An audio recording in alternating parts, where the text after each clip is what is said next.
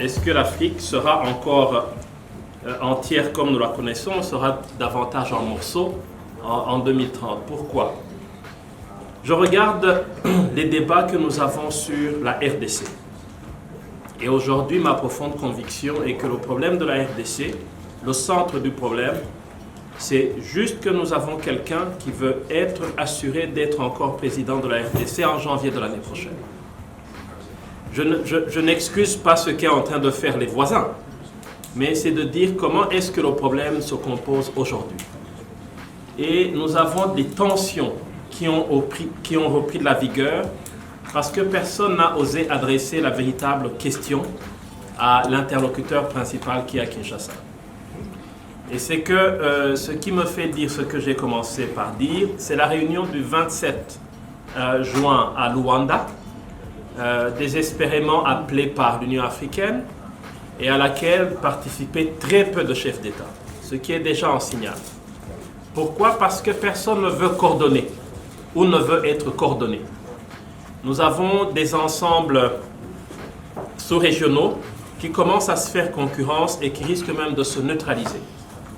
Nous avons la CEAC, nous avons la Conférence internationale des Grands Lacs, nous avons l'East African Community et nous avons la SADC. Le principal acteur, la RDC, est membre de toutes ces organisations. Et on a présidé deux au moment où justement les crises commençaient. Et dernièrement, une réunion en sommet de l'East African Community se tient au Burundi. Le président de la RDC quitte le Burundi et va immédiatement voir les gens le lendemain. Il quitte le Burundi dimanche et le lundi, je pense qu'il était à Gaborone pour demander à la SADC des troupes là où l'East African Community commençait à déployer ses propres troupes. La difficulté que nous avons aujourd'hui, c'est que vous avez des processus qui se concurrencent. Le processus de Nairobi, dit processus de l'East African Community, facilité par l'ancien président kenyan Uhuru Kenyatta, dont la mission est de dire, vous prenez tous les groupes armés qui opèrent dans l'est de la RDC, vous les amenez autour de la table. Mais vous avez le principal accusé, le M23, qui en est déjà exclu. Vous avez le processus de Luanda, dont la principale mission est de pouvoir créer un cadre où les deux protagonistes essentiels, Kagame et Tshisekedi, peuvent se parler. Ce qui n'a jamais pu avoir lieu, sauf une ou deux fois. Et aujourd'hui, le processus de Luanda bloqué est en train de s'occuper du M23 qui était dans le processus de l'East African Community. Vous avez la CIRGEL qui est issue de l'accord cadre d'Addis Abeba de 2013, quand pour la première fois la sous-région avait défait le M23. Et aujourd'hui, l'accord cadre d'Addis Abeba vivote. Personne ne sait exactement à quoi ça sert. Mais ça avait une importance, c'était que ça traitait d'abord des questions de développement et de ressources naturelles, ce qui était une valeur ajoutée importante dans cette sous-région. Vous avez la SADC. Alors, ce qui est intéressant à la SADC et l'East African Community, c'est que lorsque la RDC va demander à la SADC de déployer ses troupes, les chefs d'État disent c'est un pays de la communauté, on ne peut pas dire non. Mais en même temps, il y a déjà la MONUSCO, les Nations Unies, il y a déjà l'East African Community. Nous avons des acteurs internationaux privés. Dans d'autres contextes, on les appelle des mercenaires. Je ne sais pas comment ils appellent dans l'est de la RDC. Et il faut qu'un de ces acteurs quitte pour que la SADC arrive, parce que les moyens de déploiement ne sont pas encore réunis. Et on commence à se poser la question, si le mandat de la MONUSCO arrivant à échéance, à terme, le 31 décembre 2023, la RDC commençant à dire à la MONUSCO qu'il faut qu'elle parte, est-ce que cela prépare l'arrivée de la SADC? Parce que quelque part, il faut trouver les moyens. Et l'Union africaine, qui veut coordonner tout ça, n'arrive qu'à mobiliser difficilement 2 millions de dollars le 27 juin pour les donner à la force de la communauté est-africaine, qui est elle-même dirigée par le Kenya, qui en a le rôle de force commander, ne sait pas exactement avoir la confiance de Kinshasa. Et encore hier seulement, le président congolais, Tshisekedi, en conférence de presse avec Ramaphosa, disait très clairement qu'il attend le mois de septembre pour voir ce que vaut l'East African Community. Donc, alors dans tout ça, comment finalement on peut s'imaginer avoir un processus de paix cohérent, un processus qui puisse répondre aux rêves de garantir la paix et la sécurité dans l'espace africain, disons, lorsque l'Union africaine veut porter la voix, mais qu'elle a des défis importants. Savoir financer ses propres opérations. On se rappelle du Peace Fund, c'est de voir comment il est organisé. 2, c'est de voir comment ses missions, son rêve de paix et de sécurité, l'agenda 2063, notamment la 4e aspiration sur la paix, comment est-ce qu'on peut construire quelque chose lorsque l'on dépend aussi largement des apports extérieurs. Et enfin, c'est de voir si, à un moment, comme on le disait hier, la démocratie des élites, et quelque part, si aussi les peuples d'Afrique se lisent, se voient, s'identifient à travers les positions de ce qui ressemble être plus un syndicat de chefs d'État qu'une organisation continentale répondant aux aspirations des peuples.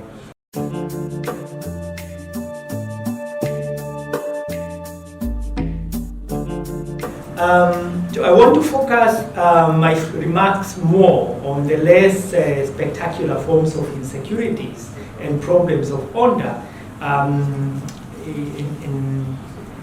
that I believe have not received sufficient attention in our thinking about peace and security on the continent.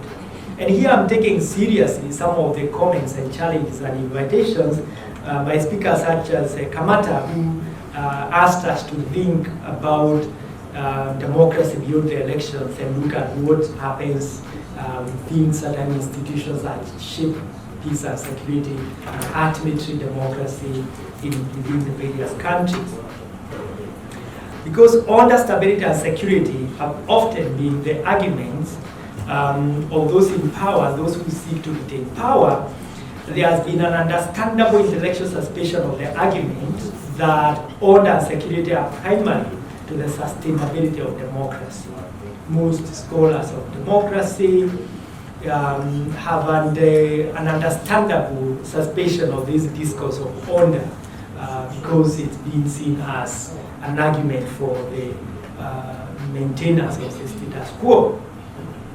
That is not to say that this is not, of course, have not been subjects of intellectual inquiry by African scholarship, but however it's correct that there is less theoretical interest on order maintenance and everyday security in comparison, for example, to the issues, the big issues of political and ethnic conflicts and military rule across Africa. Of course, military takeovers and civil wars have a more dramatic impact on democracy and represent the position of order in a manner that lends itself to problems of democratic disruption that are more familiar to scholars and commentators, and therefore no accident that these have attracted most attention, scholarly attention. However, I want to suggest that if we want to think and contribute to a better understanding of the sustainability of democracy, we also have to examine security at local levels and in everyday life. To begin with the state, I believe that as science and sociology and even art history or any other discipline of police and law enforcement is an important entry point in the study of the health and future of democratic governance on the continent. It's really, when you think about it, the police who do the dirty work of democracy, to borrow a phrase, when the guns eventually fall silent. You move from the militaries and to the police, and that transition very often is sometimes not as smooth and does not properly get as much as attention as the military maintenance of order. And this is important because police really reflect how power is organized and distributed in the society, and are therefore a good thermometer for taking readings of the substance of democracy in the society. When you think about it, the nature and form of interactions between police and various segments of our nation states really tell us about who is powerless and who is excluded from the realm of rights and for whom power actually works. So in the US, for instance, it's very clear that from the violent encounters between the black populations and the police, that they are excluded from the substance of rights and what actually democracy and the kind of promise of democracy in that particular country. The SARS protest in Nigeria, the Marikana killings in South Africa, and even the policing of COVID pandemic in a place like Kenya are all commentaries on the substance of democracy in these countries, and therefore ultimately on how peace and security pans out in this particular La démocratie n'a pas de sens en réalité lorsque l'environnement sécuritaire n'est pas garanti, quelles que soient les régions qui sont considérées en Afrique, que ce soit le Sahel, que ce soit l'Afrique centrale, que ce soit les Grands Lacs, etc. etc. Parce que justement, on le sait, on le voit d'ailleurs, la violence politique a pris de plus en plus de place sur le continent, et cette violence est en train d'être réappropriée par les acteurs qui en étaient exclus à la base d'ailleurs. Donc, s'il faut revoir du point de vue théorique ou alors du point de vue empirique de la question de comment consolider la paix en Afrique, je pense qu'il faut refaire une analyse historique d'où est-ce qu'on part et pourquoi est-ce que les choses ont muté jusqu'à présent. À quel moment est-ce que l'Afrique est passée d'une jeunesse qui rêvait, qui avait de la vision, à une jeunesse aujourd'hui qui préfère faire un retour en arrière sur les questions de démocratie ou alors sur les questions de participation politique. Selon moi, la cause est, comme on l'a dit, la montée du populisme qui est aussi liée aux vulnérabilités socio-économiques, notamment la question des chômages des jeunes, mais pas seulement. Au-delà du chômage des jeunes, je pense que c'est surtout la question de la non-reconnaissance, ou alors cette non-reconnaissance qui vient elle-même de la rupture générationnelle entre les anciens jeunes, je ne vais pas dire les personnes âgées, on va dire ceux qui étaient jeunes il y a 30 ans, et ceux qui sont jeunes aujourd'hui. On a l'impression qu'il y a une rupture entre les deux. Lorsque l'Union africaine avait initié le programme Youth for Peace en 2018-2019, nous avons fait des recherches sur le terrain en Afrique centrale pour ma part, mais aussi dans l'ensemble des sous-régions. En Afrique centrale, nous nous sommes rendus notamment à Bangui, nous sommes rendus en RDC, nous sommes rendus au Gabon, au Cameroun, etc. Où nous avons pu, et bien sûr à N'Djamena aussi, où nous avons pu échanger avec les jeunes, et le discours qui revenait était le même, ou à peu près le même, c'était celui de la méfiance mutuelle entre ce que les jeunes sont capables de faire et les promesses qui sont présentées aux jeunes par les élites politiques. Quand je parle d'élites politiques, je ne parle pas seulement des élites au pouvoir. Même les partis d'opposition n'ont plus la confiance des jeunes parce qu'on a l'impression que chacun ne cherche que la capture du pouvoir pour plus tard arriver à une capture de rente. Donc il y a cette scission-là, cette rupture générationnelle qui existe, qui a créé donc ce sentiment de méfiance et qui aggrave les tensions identitaires, les tensions politiques et les tensions religieuses. Le gros problème de l'Afrique, et qui explique la violence endémique sur le continent, c'est la question de l'État. Et j'ai toujours pensé que la phase de transition entre la période précoloniale, la période coloniale et la période postcoloniale n'a pas été suffisamment questionnée, interrogée. Quel État africain construire qui garantisse à chacun d'entre nous l'accès aux ressources de façon équitable, garantisse la paix et la sécurité? Quel type d'État faut-il promouvoir qui fasse que les élections ne deviennent plus des enjeux d'homme à homme, mais des moments d'élégance dans le mode d'évolution du pouvoir. C'est pourquoi je souhaite ne pas revenir sur l'agenda lui-même. Le propos introductif du chairman en a dit suffisamment. Les deux panélistes également l'ont abordé. Et donc je focalise la réflexion sur la question de l'État. Et donc si l'Union africaine veut vraiment réussir son mandat paix et sécurité au-delà des armes, c'est favoriser la refonte des États africains pour qu'on arrive à des États vertueux, des États qui assurent à tous effectivement l'accès aux ressources. How we look at security beyond these big events. Yesterday we were talking with Yolande and about a book that both of us were thinking about. This is the book Dust by Yvonne O'War. And the thing that is interesting for me about this book is that it's a literature book, and so now I'm taking us into the realm of the humanities. And let me just make a plug. We need to bring the Humanities Institute also in conversation with the Governance Institute. But this is a non-fiction, this is a fiction text. It starts on the day that the post-election violence starts in Kenya. But it's not about the post-election violence, and yet it is. It starts with a young man being chased through the streets of Nairobi. And all we know is that he must have committed some kind of a crime, and people are chasing him to mob justice, right? And it's in that first chapter, you not only go through him running, people calling him thief, people following him, but also he gets killed by somebody, but we don't know who. But we know that these are some kind of security forces. What's interesting is that the rest of the book is his sister's, a young woman, and I go back to this question of who matters when we discuss the issues we are discussing. This is a young woman who doesn't know her history of the country, but who wants answers to what happened to her brother.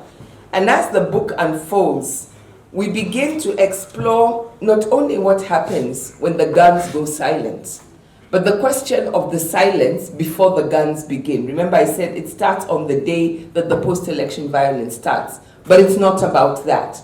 It's not about the places that when you talk about Kenya's history in 2007, 2008, that history of who was fighting, who was killing, it's not about that. It's about the other parts of the country that nobody pays attention to. The countries in the margins, and what is happening in the silence that is not the silence of where the guns are speaking, that speaks into why the guns are speaking. And I want to use the phrase, the guns are speaking, because the guns are telling us something about the security, the lack of order, the lack of peace that exists even when the guns are not active.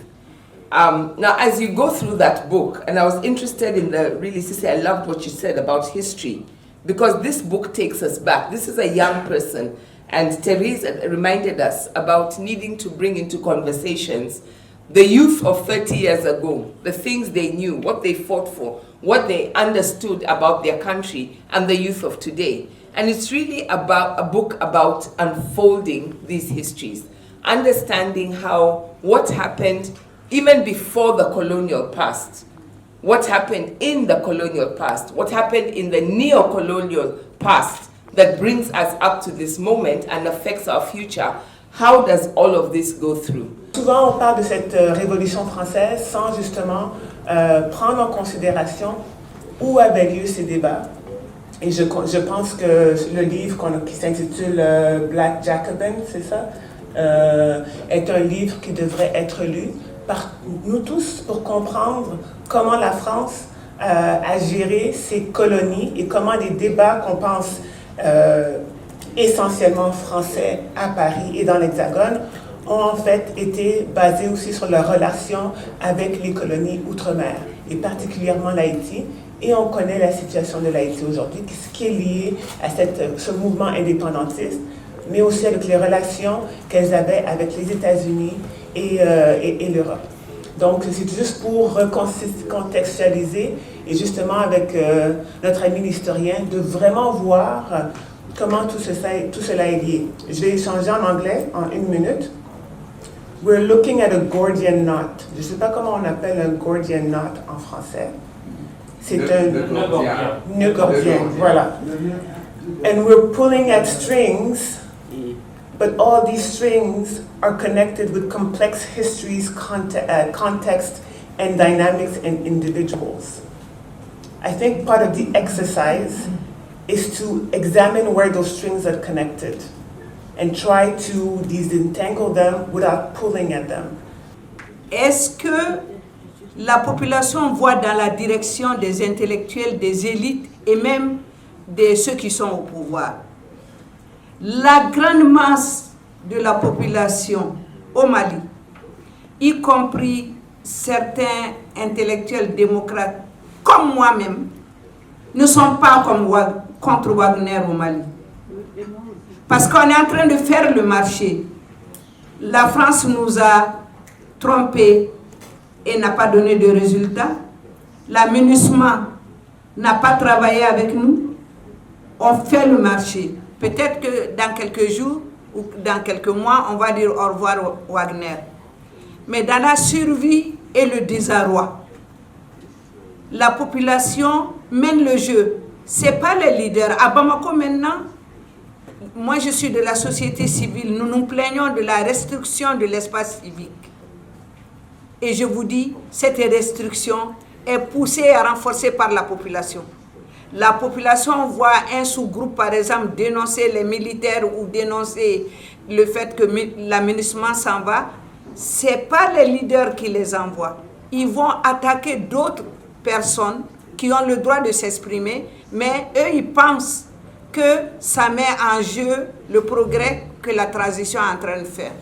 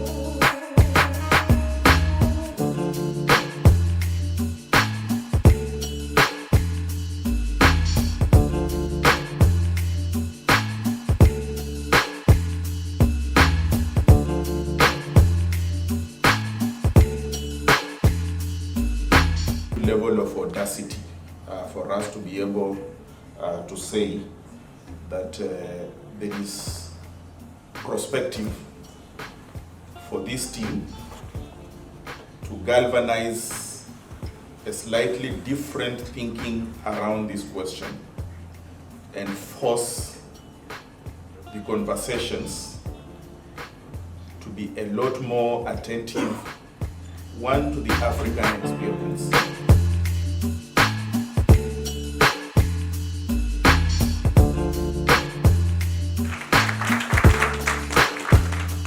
This is the reflections meeting that CODESRIA organized for the Governance Institute. The Governance Institute has been running at CODESRIA for 30 years.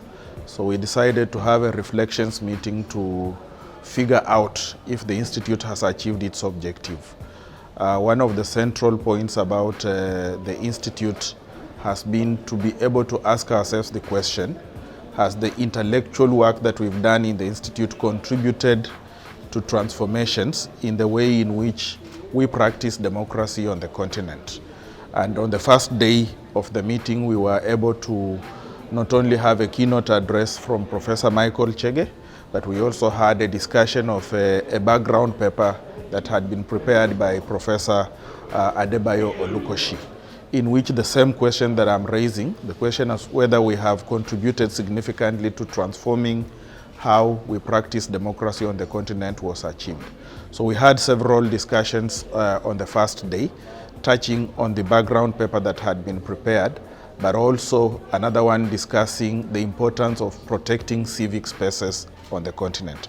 Because we feel that the experience around democratization, and especially the shrinking civic spaces, is central to beginning to figure out how we want to proceed with the issue of democratization going forward.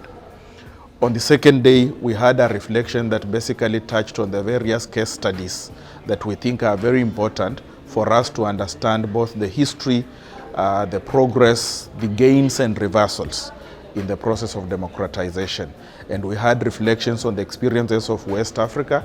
We had reflections on the experiences of the Sahel in particular, because we felt that the Sahel has important lessons for us to begin to think about the issue of democratic governance. And we concluded on the last day with a reflection that touched on the question of whether the prospects for democracy arising from these particular case studies was good and positive, or whether we needed to intervene in order to make things a little bit different. Today, which is the third day of the conference, we were able to revisit some of the questions that rotate around issues of peace and security. We were able to talk about economic imperatives that support democratic governance.